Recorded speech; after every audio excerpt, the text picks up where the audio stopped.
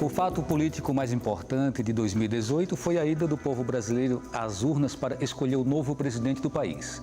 Jair Bolsonaro venceu Fernando Haddad com mais de 55% dos votos e está no exercício do poder desde 1º de janeiro.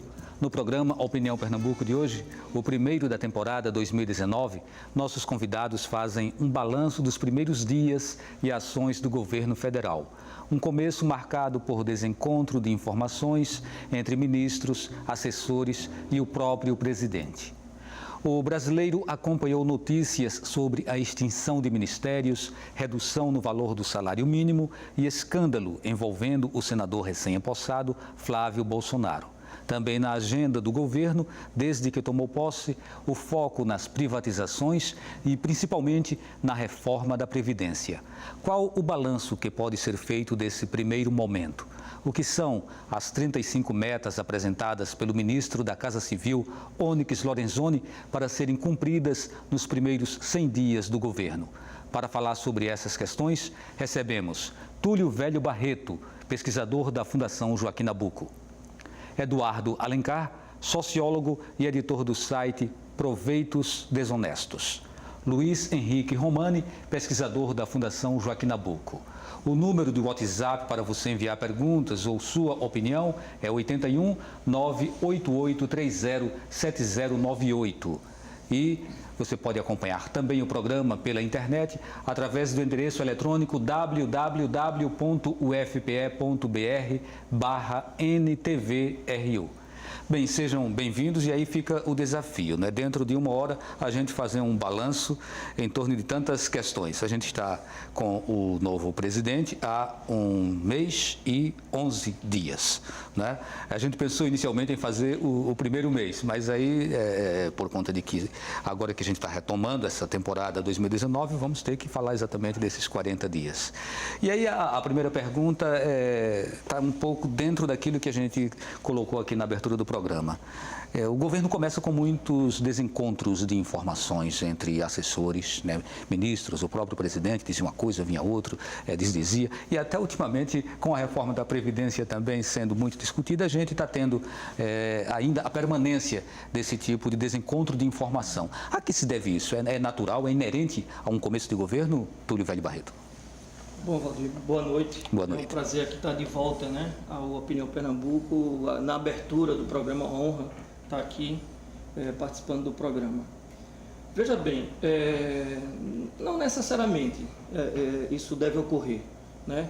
Na verdade, eu penso que a gente não vai ter um governo Bolsonaro, né?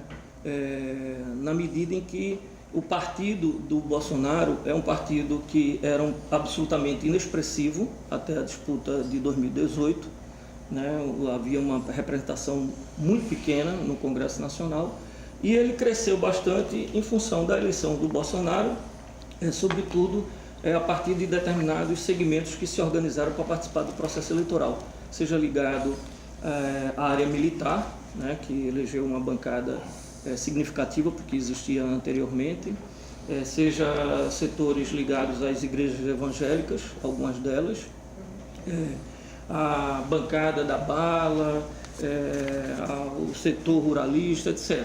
Quer dizer, então, quando eu digo que não necessariamente a gente vai ter um governo Bolsonaro e portanto, é mais ou menos esperado que aconteça o que está acontecendo, porque são vários os segmentos que estão organizados e não necessariamente atuando dentro do Congresso Nacional através da representação,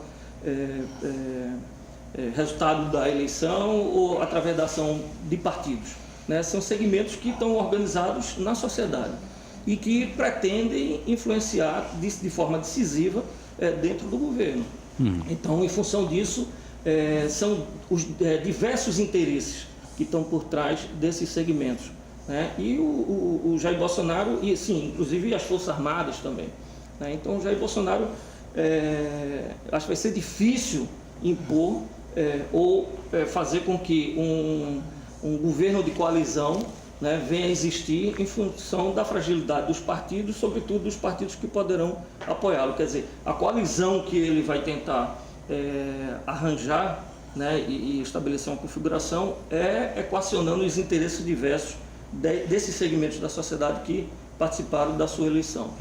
Eduardo, até que ponto esse desencontro, né, esse choque, ele pode comprometer a governabilidade? Bom, eu acho que se a gente for analisar a questão um pouco mais detidamente, para jogar um foco analítico sobre o problema, tem que pensar o seguinte, que o Túlio falou muito bem, é um governo que vem de um partido que não era institucionalizado, um partido que cresce do pouco a vir a segunda maior força no Congresso Nacional, e que esse partido não tem o aparato normal de partidos, que significa um acúmulo institucional de pessoas preparadas para trabalhar na máquina pública. Então, partidos servem para isso também, né? Desde a conceituação do Max Weber clássico em sociologia, era sobre isso também. Partidos políticos não existem só para ganhar eleições, mas eles existem para acumular pessoas, tecnologias, saberes, conhecimentos, experiências que são capazes de ocupar máquinas públicas e fazê-las funcionarem. Então, na ausência desse partido, é muito claro, pelo menos fica muito claro para mim, que 5 forças aí dividiram o governo aí, se você pudesse resumir bastante esse negócio. Você teria as Forças Armadas, né, representadas aí por 2 figuras muito presentes, talvez 3 figuras mais presentes, que eram o Santos Cruz, o general Santos Cruz, o general Mourão, certo? E o general Heleno. Certo? São talvez 3 grandes protagonistas do governo nas Forças Armadas, mas elas têm presença em vários ministérios. Você tem aí talvez o que a gente possa classificar como novos magistrados, ou seja, essa força política que se formou em torno da Lava Jato, certo? Que é composta não só de magistrados, mas de determinadas pessoas do Ministério Público Federal, determinadas pessoas da Polícia Federal. Você tem aí também os liberais, na figura aí do Paulo Guedes, representado. Você teria os neopentecostais, que pelo menos para mim foi uma surpresa, porque eu esperava que eles ocupassem algum ministério mais significativo, e aparentemente eles ocuparam um ministério que é quase simbólico, que foi o que a Damares ficou, tanto é que todo mundo ficou, eu mesmo fiquei surpreso que o Magno Malta não pegou o ministério. Eu esperava que os neopentecostais ocupassem o desenvolvimento social, que é próprio da demanda desses grupos políticos quando eles ganham poder no nível estadual e municipal. E você tem aí uma 5ª força, que talvez tenha sido a surpresa para todo mundo, mas que foi, que a gente pode chamar talvez de uma representação de uma chamada nova direita, que foram as indicações do Olavo de Carvalho para 2 ministérios, que eram das Relações Exteriores e da Educação. Então, essas 5 forças, como o Túlio falou, elas se agregaram, algumas delas durante a campanha, outras já vinham agregadas faz tempo, mas elas não são institucionalizadas, né? Pelo menos assim, algumas delas são, mas elas não são necessariamente orgânicas entre si, elas têm interesses antagônicos, e talvez esses interesses antagônicos respondam pela certa confusão de informação que a gente tem visto nesses 40 dias de governo. Luiz Henrique Romani, nessa demarcação de território, todos mandam ou quem manda é o presidente? Ou o presidente é apenas uma das partes que também mandam? Veja, é difícil para mim, que economista, falar assim, afirmações contundentes na parte de política. O que eu posso dizer em termos econômicos é que não houve nenhum anúncio efetivo que mudasse as regras do jogo econômico. Em relação ao que havia sido anunciado na campanha? Não, em relação ao que o Temer vinha fazendo. A gente está, numa continuação do governo Temer no termos econômicos. Há algumas mudanças de cunho fiscal de curto prazo, como reestruturação de ministérios, corte de cargos e questões do tipo, mas isso é pequeno, é cosmético para o que está prometido. A população elegeu o mesmo governo, então? Não diria isso. Eu diria que ainda não tomaram medidas.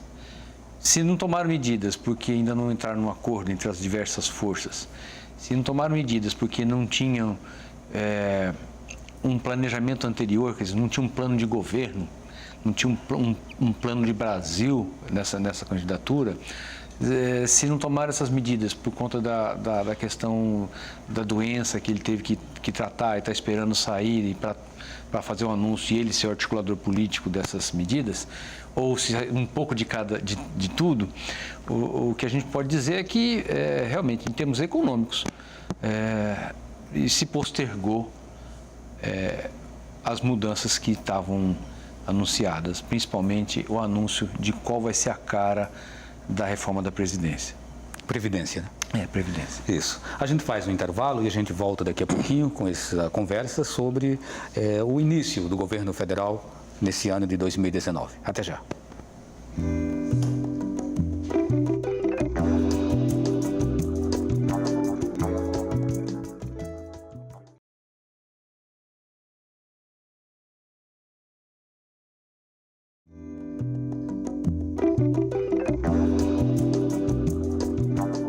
O Opinião Pernambuco está de volta com uma análise dos primeiros dias do novo governo federal. Participam Túlio Velho Barreto, pesquisador da Fundação Joaquim Nabuco, Eduardo Alencar, sociólogo e editor do site Proveitos Desonestos, Luiz Henrique Romani, pesquisador da Fundação Joaquim Nabuco. Lembrando, o número de WhatsApp para você enviar perguntas ou dar a sua opinião, 819-8830-7098. E você pode acompanhar o programa pelo endereço eletrônico www.ufpe.br/NTVRU. Bem, no dia 1 de janeiro, o governo anunciou a extinção do Ministério do Trabalho, né? E aí fez uma realocação como uma secretaria para o Ministério da Economia, não é isso? E teve também o Ministério da Cultura, que logo em seguida ele foi anunciado pelos produtores culturais como tendo sido extinto, e o governo alegou que o teria também realocado como secretaria para o Ministério da Cidadania. Essas extinções, elas representam o quê para esse governo e para todas as pessoas que têm uma relação direta com isso, principalmente o do trabalho, que envolve todo mundo, né? Todo mundo tem uma ligação com o Ministério do Trabalho. Nesse aspecto, Valdir, esse é um segmento que vem sofrendo ataques desde da saída de Dilma Rousseff e no momento em que Temer assumiu, né? Lembrar que aí foi processada já uma reforma, né, na legislação trabalhista, reforma que, na verdade, tira direitos, né?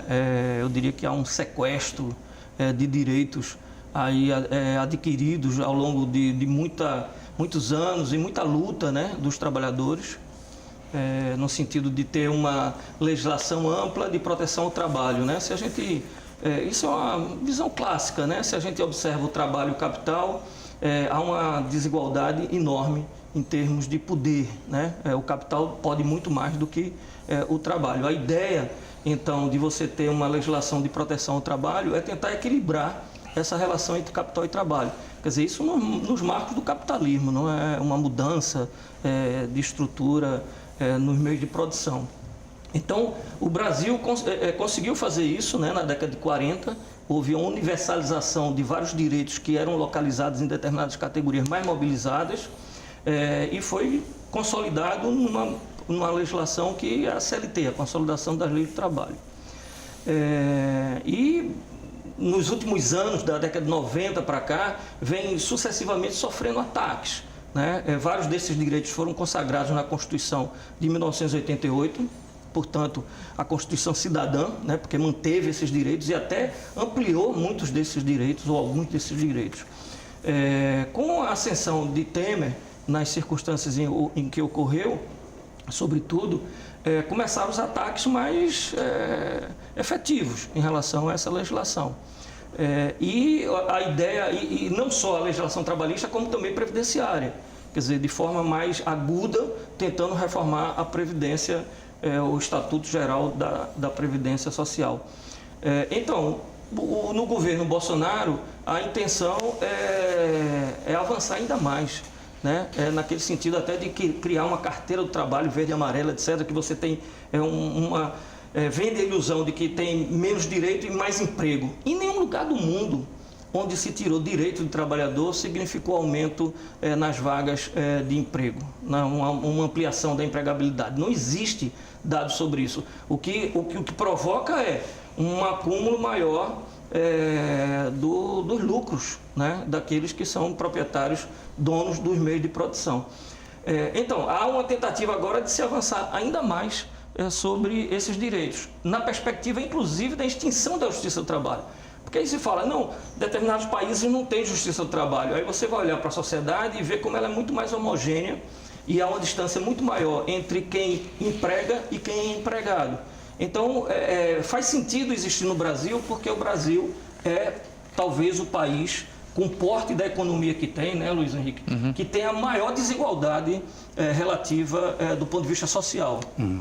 Como a gente tinha colocado no início do programa, hoje a nossa ideia é fazer esse balanço e pode parecer uma colcha de retalhos, né? Uma grande salada. Então a ideia é a gente pontuar mesmo para sentir, né, de uma maneira meio guarda-chuva mesmo, o que está acontecendo. Então, para poder a gente contemplar vários tópicos, eu vou passar para o próximo, mas se vocês sentirem necessidade de fazer alguma referência ao tópico anterior, aí fiquem à vontade, tá? Ok.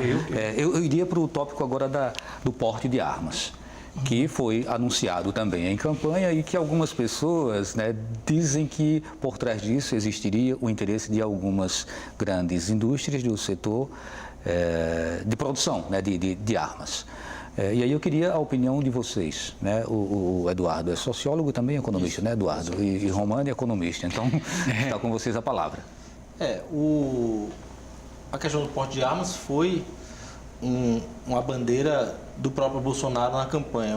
Só uma observação interessante sobre a questão do trabalho que a gente está se deparando agora é que, do contrário que aconteceu no governo Temer, como essa questão do porte de arma também, do contrário que aconteceu no governo Temer e mesmo do contrário que aconteceu na LFHC, pelo menos ninguém pode alegar que não foi debatido na campanha.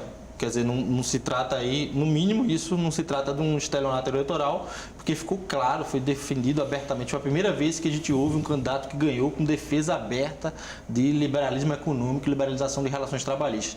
Independente do impacto que isso vai causar ou não, ele está operando com uma certa margem de legitimidade que pode ser perdida a depender do resultado ou pode ser perdida a depender do tamanho do pacote, porque não necessariamente as pessoas tinham clareza ou tiveram clareza daquilo que viria depois da campanha. Sobre a relação do porte de armas, é interessante, no caso da segurança pública, que a mobilização do Sérgio Moro para o Ministério aparentemente acabou desviando um pouquinho do foco, que foi o foco muito da campanha, porque o foco muito da campanha era muito centrado na ideia do desarmamento, do fim do Estatuto de Desarmamento, e era muito centrado na ideia de letalidade policial, era muito centrado numa visão de segurança mais dura, e parece que o Sérgio Moro tenta trazer um pacote mais institucionalizado e define prioridades diferentes. Não que abandone a discussão sobre armas, ele incorpora essa discussão no pacote de prioridade, mas parece muito mais preocupado em dar resultado no sentido de reduzir impunidade, reduzir a impunidade do Brasil, aumentar a quantidade de inquéritos concluídos, facilitar a investigação policial, aumentar penas para crimes violentos. Então,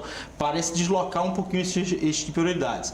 Eu não sei se o que o Bolsonaro aprovou em termos de posse de arma vai dar impactos diretos na segurança pública, simplesmente porque isso também depende de outros fatores. No próprio Estatuto de Desarmamento, ele teve impactos diferentes em estados diferentes, a depender de como o Estado se apropria daquilo para produzir resultado. Então, por exemplo, São Paulo teve uma baixa significativa dos homicídios, utilizando de instrumentos que foram fornecidos pelo Estatuto de Desarmamento, como, por exemplo, é muito mais fácil você apreender criminosos em flagrante e a prisão de criminosos em flagrantes é sempre o recurso mais fácil para uma polícia que não investiga muito, quando eles são automaticamente identificados pelo porte de armas, mas outros estados não souberam se utilizar do mesmo mecanismo, tanto é que continuaram com a criminalidade galopante e possivelmente por causa disso houve uma certa aprovação social à ideia de que o discurso de que a arma só estava na mão do bandido, a arma não estava na mão do cidadão de bem, né? Pelo menos esse foi o discurso que norteou uma parte da campanha. Eu acho precipitado só julgar o resultado disso, porque vai depender de outros fatores que influenciam na segurança pública, que não só pessoas terem porte de arma ou não. Romani. Posse de arma, né? Desculpa. Sim. Já Bem, foi isso que foi. O pitoresco sobre a questão do porte de armas foi o movimento da ação da Taurus, que é a grande fabricante de armas e fornecedora de armas do Brasil. É uma empresa que está praticamente falida e as ações subiram muito quando houve a assinatura lá das medidas do Bolsonaro. Fizeram as contas, os economistas, os analistas viram, eita, não vai dar tanto lucro assim não, então não vai aumentar tanto a venda de arma assim não, por conta das regras que foram feitas, e ela caiu vertiginosamente os preços das ações de novo. Ou seja, um pouco o que está acontecendo é que essas notícias e essa vai e vem de notícias gera muitas oscilações em bolsas de valores, e esse é o típico ambiente onde o investimento privado espera. Por isso que a gente não tem ainda um investimento decolando, a gente ainda não tem ainda a economia se recuperando da crise. A gente continua ainda andando de lado, crescendo muito abaixo do que seria o potencial do Brasil, tanto é que o desemprego ainda está muito alto, a inflação está baixa, quer dizer, então a Taurus, as ações da Taurus é um exemplo do que está acontecendo em outras tantas ações pelo Brasil. O que é que marca a incerteza em torno dessa agenda econômica? Veja, houve uma escolha, como ele falou, por uma agenda liberal. Uma agenda liberal envolve um conjunto de ações que não foram tomadas. Então, só na expectativa de se tomar. Então, enquanto não se toma essas medidas, as pessoas não ampliam sua fábrica, até porque eu não estou vendendo bastante. As pessoas não anunciam novos investimentos, até porque eu estou esperando. Que taxa de juros, que taxa de imposto de renda eu vou ter que pagar? Como é que vai ser a regra de ICMS? Como vai ser esse novo sistema tributário? Isso tudo altera decisões de onde eu vou abrir a indústria. Vai ser no Nordeste, vai ser no Sudeste, vai ser no Sul. Essas decisões empresariais dependem das regras do jogo. Se está anunciado que eu vou mexer nas regras do jogo, eu espero as novas regras.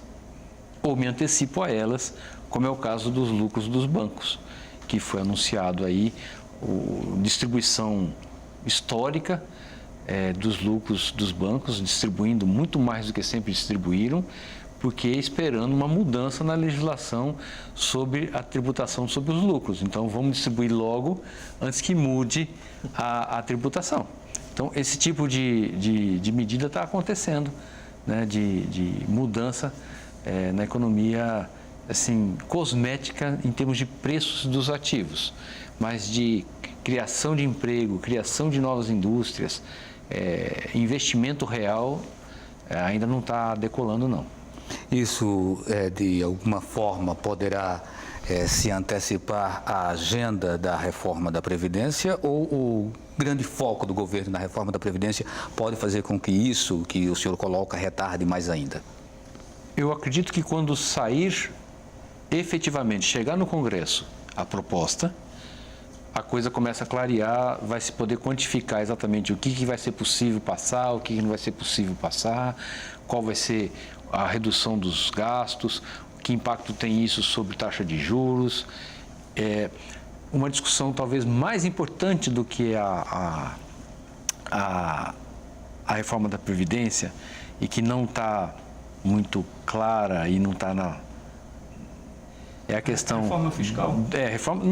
Mais ainda, a questão bancária. Qual vai ser o papel do Banco Central? Ele vai ser realmente independente ou não? Ele vai poder desamarrar a parte de crédito brasileira. Eu sou liberal, eu vou deixar entrar bancos estrangeiros para poder concorrer com os bancos nacionais? Quer dizer, vou ser realmente liberal? Porque se eu abro para bancos estrangeiros poderem emprestar para o público aqui e ter uma concorrência, os spreads bancários vão cair rapidamente. E aí a gente passa, talvez, a deixar de ser o segundo, terceiro maior taxa de juros mundial, mesmo tendo uma economia com bons fundamentos. Nós não estamos ainda totalmente quebrados, nós temos bons fundamentos. Quer dizer, então, assim, isso não está claro, essa parte bancária, como vai ser, que isso é um dos grandes, talvez, fontes de concentração de renda no Brasil. Ok.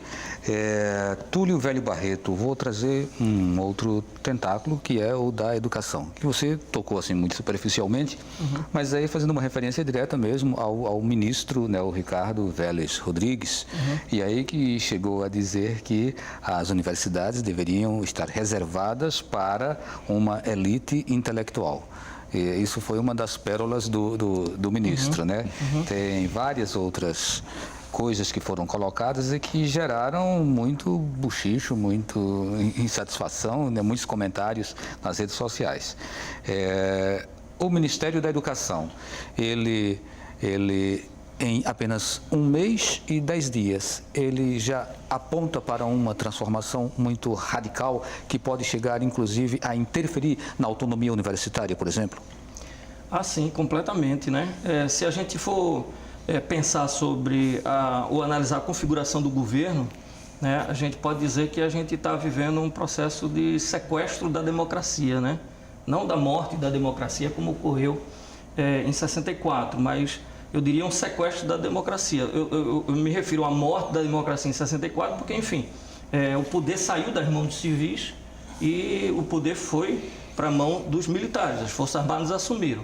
Agora a gente tem a eleição de um ex-capitão do Exército e um general do Exército, mas numa disputa eleitoral. Então eu não diria que é uma morte da democracia, mas um sequestro da democracia. E eu acho que o Ministério da Educação representa bem esse momento que a gente está vivendo. Se a gente observar os ministérios, a gente tem 1/3 de ministros vindos da área militar, né? Isso não ocorreu nem durante a ditadura militar, entre 64 e 85. No segundo escalão do MEC, é o segundo escalão onde tem mais militares atuando. Tem 8 militares atuando no segundo escalão do Ministério. Então, isso dá uma ideia, né, do tamanho das mudanças que poderão ocorrer na área da educação. E o ministro da Educação, ele não tem papas na língua, quer dizer, ele fala o que pensa, né, seguindo uma cartilha do Olavo de Carvalho, que foi quem colocou ele no Ministério. E a entrevista, a semana passada, por exemplo, na revista Veja, é ilustrativo disso. Não precisa tentar inferir alguma coisa do pensamento do ministro, né? Quer dizer, a visão dele é que as universidades correspondem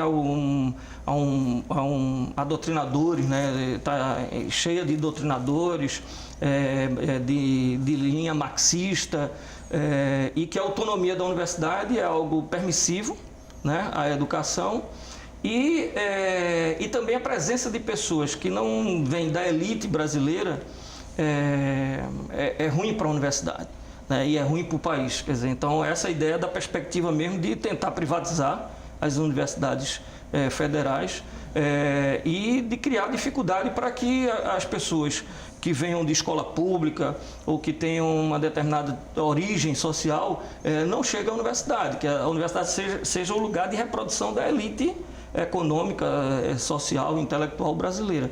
Quer dizer, isso é absolutamente nefasto, né? É um retrocesso enorme, mas é nessa linha que o Ministério está atuando.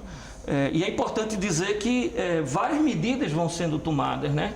A gente olha para o governo Bolsonaro e a gente aqui está falando de medidas que são visíveis, mas tem aquelas medidas que são tomadas no dia a dia e que vão tendo repercussão em todas as áreas. Na área da educação é um segmento, mas se a gente olhar, por exemplo, a relação do governo federal hoje com as ONGs, né, que tem uma importância enorme na complementação daquilo que caberia ao Estado cumprir, o Estado é incapaz de cumprir.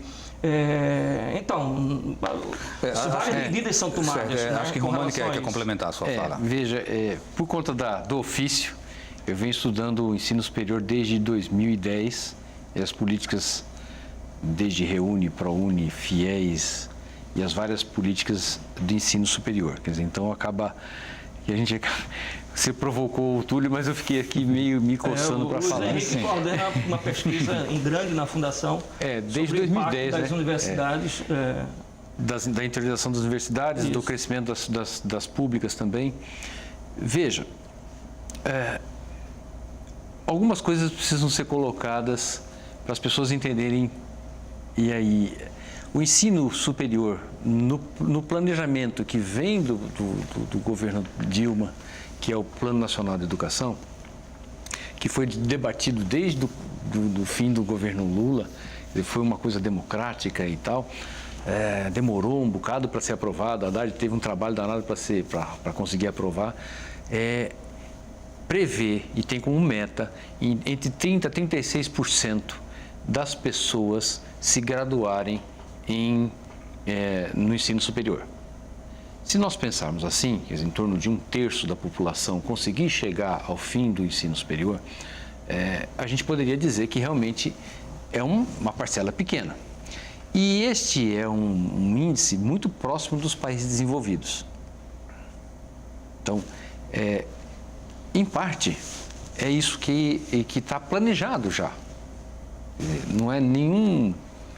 talvez fosse uma infelicidade de como foi colocado. Mas, uma coisa que nós não temos e que precisamos realmente fazer é um bom ensino médio. O ensino médio brasileiro, todo mundo concorda que está ruim. Talvez a proposta que foi colocada no governo Temer não tenha sido debatida e nem chegou a ser implementada, vai começar a ser implementada agora. Então, e a base curricular do segundo grau ainda não está, no ensino médio ainda não está aprovada. Quer dizer, então, a gente tem um bom plano para o ensino superior, cresceu muito o ensino superior, mas o gargalo do ensino médio continua, né?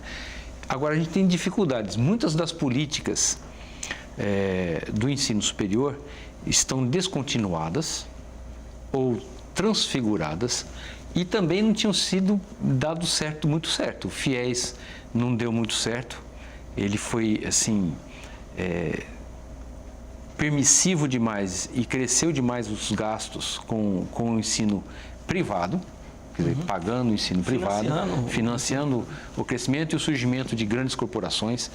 Hoje, o ensino superior brasileiro ele é tão concentrado, que 10 grandes grupos empresariais detêm em torno de 40% das matrículas. Então, e essa concentração só foi possível por conta do FIES.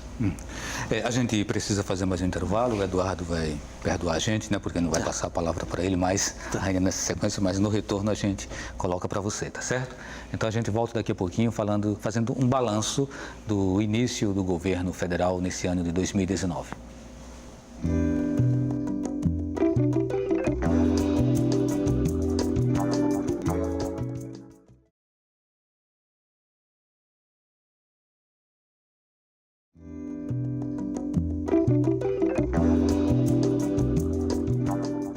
O Opinião Pernambuco está de volta com uma análise dos primeiros dias do novo governo federal. Participam Túlio Velho Barreto, pesquisador da Fundação Joaquim Nabuco, Eduardo Alencar, sociólogo e editor do site Proveitos Desonestos, Luiz Henrique Romani, pesquisador da Fundação Joaquim Nabuco.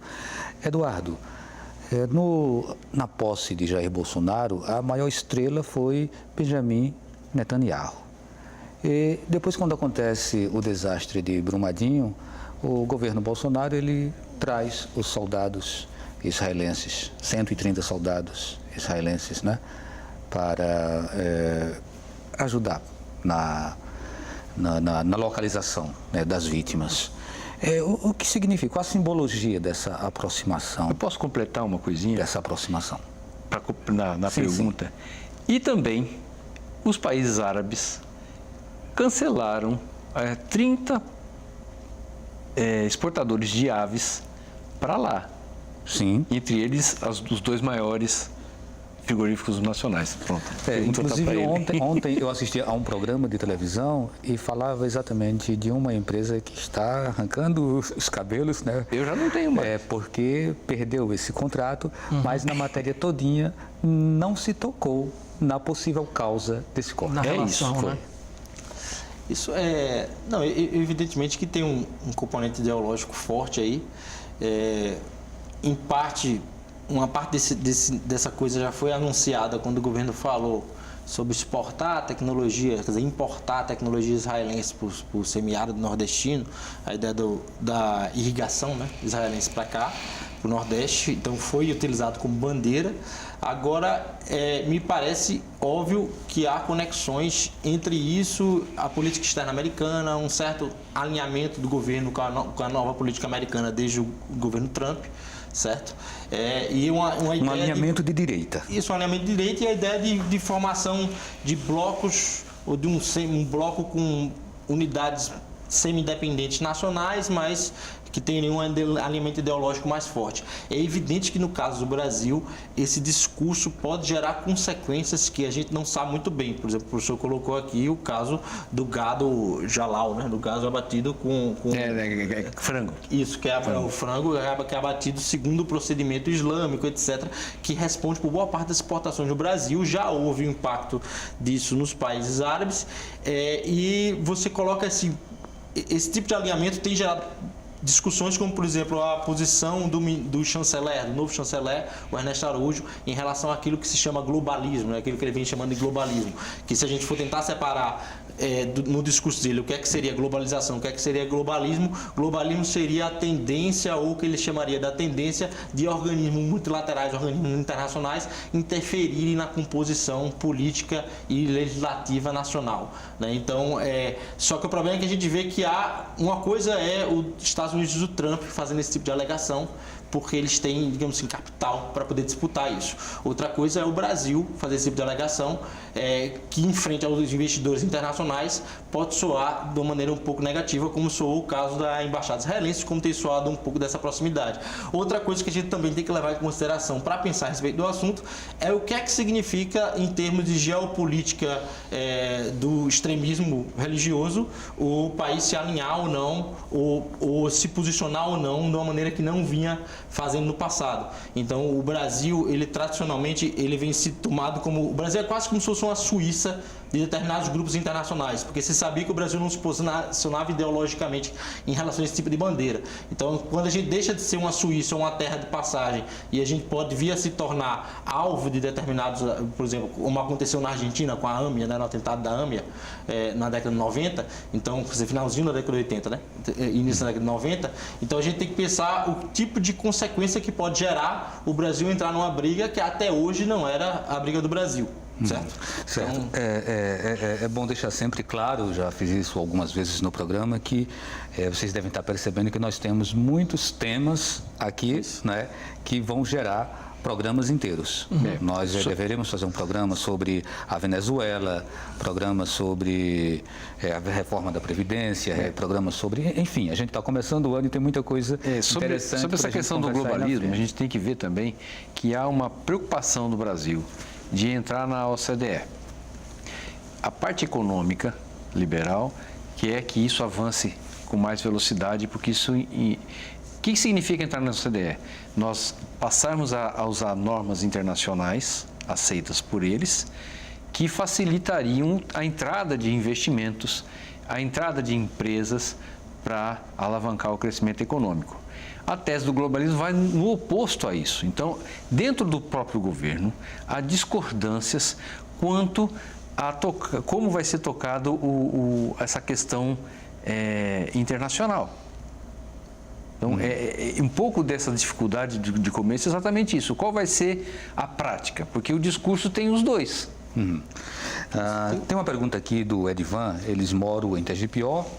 O governo Bolsonaro está ligado às oligarquias ruralistas, às terras indígenas e à floresta amazônica correm algum risco? Ele quer saber se o fato de o governo estar ligado, na visão dele, às oligarquias ruralistas coloca em risco as terras indígenas e a floresta amazônica, Túlio. A resposta, vamos fazer um ping-pong, né? É evidente que coloca em risco, né? Esse risco já, inclusive, não é de hoje, né? Havia muitas críticas em relação ao governo Lula, ao governo Dilma, né, que não avançava nessa questão da legislação de proteção das terras indígenas, tudo mais. E no governo do Michel Temer, então, essa coisa começou a se flexibilizar ainda mais, né, e há uma intenção do governo Jair Bolsonaro de flexibilizar ainda mais, né, de fazer avançar a possibilidade de exploração de terras indígenas, questionando inclusive, né, as terras indígenas que já estão demarcadas. Tem mineradoras com interesses enormes em cima de determinados setores, por exemplo, em Goiás, né, há toda uma organização de quilombolas no norte do país, de indígenas que vivem nessas terras, fazem até algum uso para poder subsistir, né, além da agricultura familiar, etc. Mas as mineradoras estão de olho grande, porque são terras extremamente ricas, né?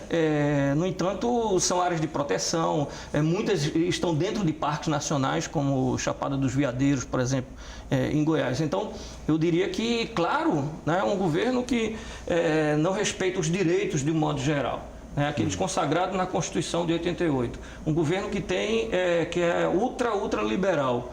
Né? Esse tipo de coisa é um impedimento para avançar as políticas que acha que devem ser levadas a cabo. Eu acho uma coisa interessante, só para chamar a atenção, é porque realmente isso é inusitado, independentemente do valor que se agregue a isso. É que a gente tem falado aqui que o governo tem grupos políticos que são aparentemente distintos, eles operam em consonância em alguns momentos eles parecem se dissociar. Por exemplo claro, a questão do desarmamento a gente nem falou aqui, mas é um exemplo claro. Aparentemente, penso eu que o decreto do Bolsonaro, que se esperava alguma coisa que fosse muito mais flexibilizadora e não foi, ele mudou pouca coisa do que havia na legislação anterior, aparentemente pode ter dito dedo do próprio setor dos militares, que foi um setor que na época do desarmamento comprou fortemente, uma parte desse setor comprou a questão do desarmamento. Então, a mesma coisa a gente pode ver no conflito da reforma da Previdência, no que envolve os próprios militares e o que a turma do Paulo Guedes quer. Mas mesmo assim, se a gente olhar, tentar olhar a grande pintura do cenário, a gente começa a ver algumas coisas se delineando e que não são tão diferentes de outras experiências liberais conservadoras pelo mundo. Por exemplo, a gente falou aqui do caso da educação. O ministro coloca a visão, enfim, se expressando de maneira mais das vezes infeliz por enquanto, aparentemente, mas coloca o deslocamento de prioridade do eixo da universidade para a educação básica, diz ele, né, com política de alfabetização, ensino técnico, e aí talvez a terceira coisa confusa que tem entrado os militares e a gente não sabe muito bem o que quer dizer, que é a ideia de escola cívico-militar.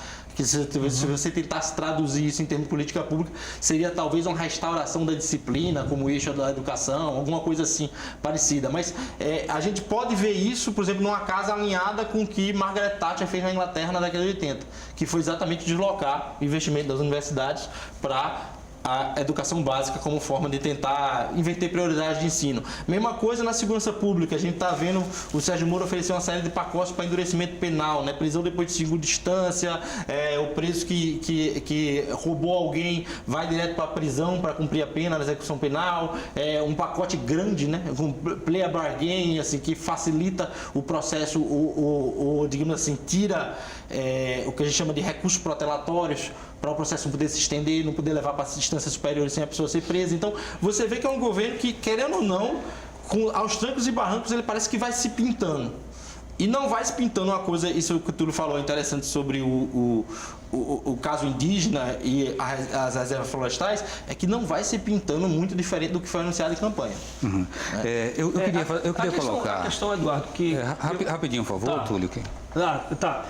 Porque Eduardo fez referência à questão da campanha, né?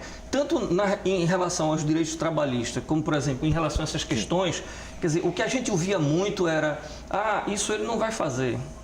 Isso o Supremo não vai deixar. Quer dizer, muita coisa, diferentemente do que Eduardo pensa, muita coisa apresentada pela campanha de Jair Bolsonaro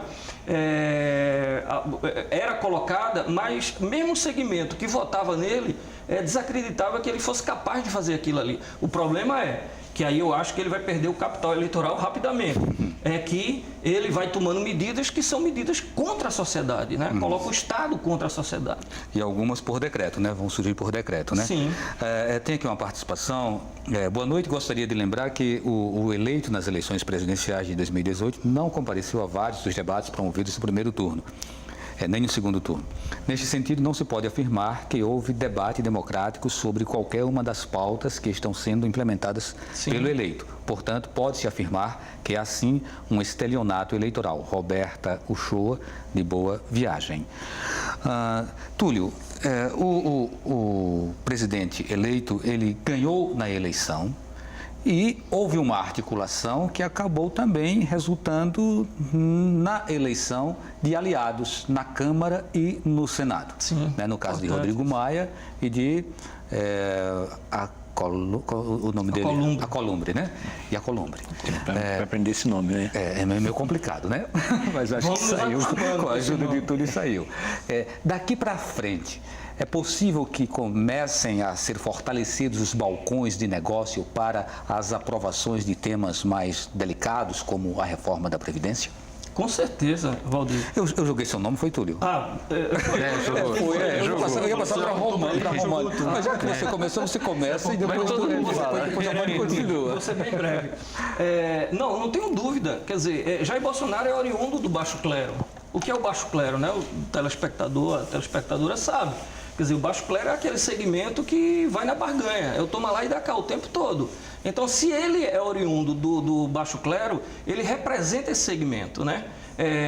O PMDB, ou MDB, sequer faz parte do baixo clero, mas enfim, engorda, né, essa política do toma lá e dá cá. Então, quando eu falei que esse governo não vai conseguir ser um governo de coalizão, né, formar uma coalizão para poder governar no Congresso, porque, enfim, a própria posse dos deputados e senadores mostrou que são indivíduos que estão ali representando determinados segmentos da sociedade, muito mais do que os partidos. Ok, vamos passar para a Romani. Eu queria chamar a atenção que existe ainda no Brasil, e talvez no sistema capitalista, né, a forte pressão das empresas.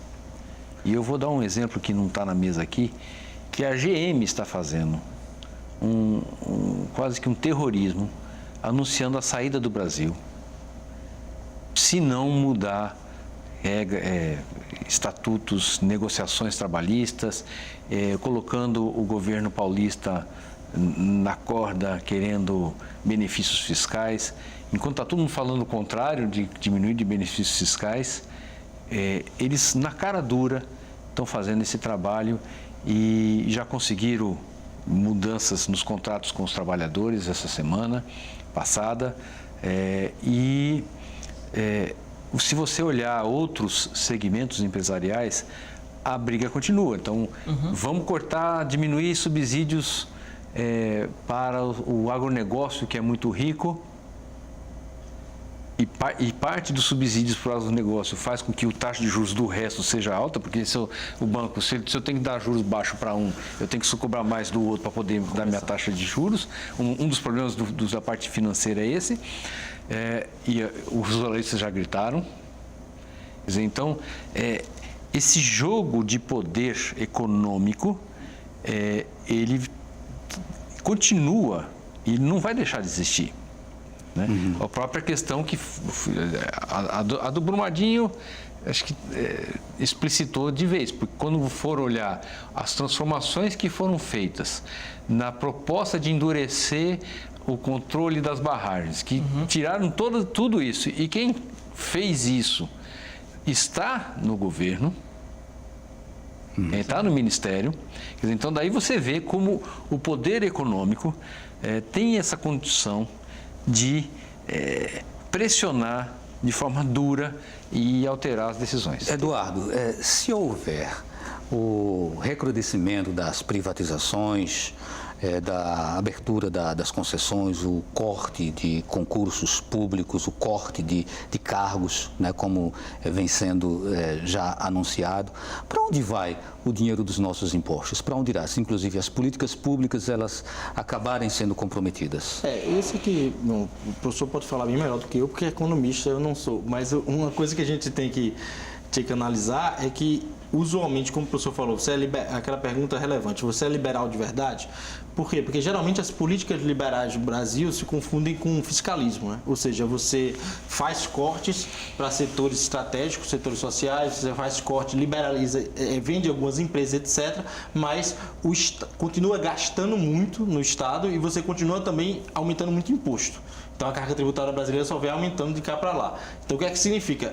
Se você parar para pensar, se o Paulo Guedes aprova um plano que seja só nessa linha, você privatizar empresas estatais, você vender ativos da União, você reduzir a quantidade de cargos funcionários, porque até agora o que tem sido feito é cosmético, né? Essa redução ministerial, que vai para 22 ministérios, isso não tem impacto fiscal evidente, porque você realoca a quantidade de comissionado de um para outro cargo, compensa dali, o que era ministro vira secretário, só perde o cargo de ministro, muitas vezes. Então é só para você ver, por exemplo, o que o professor falou da coalizão, quando você olha a distribuição dos ministérios, você tem que entender a distribuição do que era antes para ver o que é agora, para ver quanto cada partido lucrou. Por exemplo, o MDB levou, na verdade, o que seriam 3 ministérios. Ele levou desenvolvimento social, ele levou cultura e ele levou esporte, tudo junto num pacote só, né? Então parece que não houve composição, mas houve composição. O Democratas também levou vários ministérios, o PSDB levou secretarias nacionais. Então tem que fazer uma análise muito fina disso para a gente saber que tipo de composição está sendo articulada lá por baixo. Mas uma coisa relevante é você pensar o seguinte, só para terminar, é que se isso não for feito sem as chamadas reformas microeconômicas, mesmo do ponto de vista do credo liberal, né? Se você não fizer uma reforma fiscal, se você não fizer uma reforma que desburocratize o Estado brasileiro, você dificilmente vai ter os impactos que o próprio Paulo Guedes espera. Né? Então pode ter impactos reversos com concentradores de renda, como por exemplo no caso mexicano. Ok, só temos 30 segundos, Túlio, é 15 segundos para você. Não, Complementar essa fala dele? Não, Ok, tá tranquilo? Tá ok. Para onde vai o dinheiro da gente? A acumulação de capital, né? Quer dizer, na verdade, aqueles detentores dos meios de produção é quem terminam lucrando mais. Okay. Não acredito que vai ser canalizado para políticas públicas de impacto social quando esse governo representa exatamente o oposto. Ok. Infelizmente, gente, eu não vou conseguir dar cabo de várias perguntas que chegaram agora no final do programa. Né? Mas eu vou terminar com um registro aqui do Antônio de Moreno. Ele diz: votei no capitão, mas com essas péssimas notícias no começo do seu governo já me arrependi. Você acredita? E o Opinião Pernambuco de hoje fica por aqui. A todos uma boa noite e até o próximo.